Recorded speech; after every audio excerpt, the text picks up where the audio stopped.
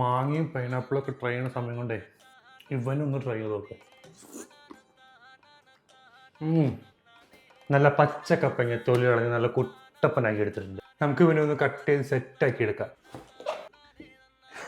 പച്ചക്കപ്പങ്ങയാന്ന് വെച്ചെടുത്ത, പക്ഷെ ഇത് പഴുത്ത കപ്പങ്ങയായി. പക്ഷെ കുഴപ്പമില്ല, നമുക്ക് ട്രൈ ചെയ്ത് നോക്കാം. നമ്മളെ കുരുവൊക്കെ കളഞ്ഞ് നല്ല ക്ലീൻ ആക്കി എടുത്തിട്ടുണ്ട്. ഇനി നമുക്ക് ഇവനൊന്ന് കട്ട് ചെയ്യാം.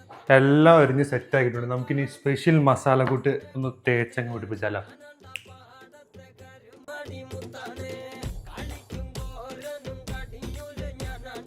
ഇവനൊന്ന് നമുക്ക് ഇളക്കി അങ്ങ് സെറ്റാക്കി എടുക്കാം. കുറച്ച് വെള്ളം കൂടി വയ്ക്കുക ഇതിനകത്ത്. ഓ,